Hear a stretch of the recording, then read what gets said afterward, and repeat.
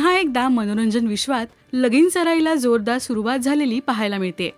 तर काही सेलिब्रिटी त्यांच्या जोडीदाराविषयी सोशल मीडियावर आता खुलेपणाने पोस्ट करतायत. आई कुठे काय करते फेम अभिनेत्री अपूर्वा गोरेने सुद्धा सोशल मीडियावर फोटोज पोस्ट करत चाहत्यांना धक्का दिलाय.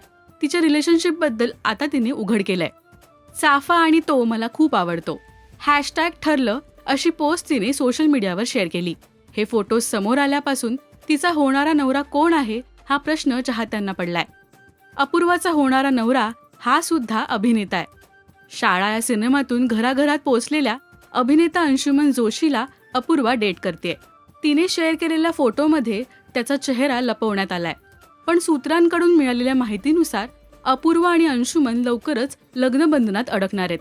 अंशुमनबद्दल सांगायचं झालं तर 2011 मध्ये शाळा या सिनेमातून त्याने बालकलाकार म्हणून सिनेविश्वात पाऊल ठेवलं. त्यानंतर तो मराठीसोबत हिंदी आणि साऊथमध्येही दिसला. म्हैस, फोटोकॉपी, फुंत्रू, फास्टर फेणे, देवमाणूस या मराठी सिनेमात तर कारवा या हिंदी सिनेमातही त्याने काम केलं.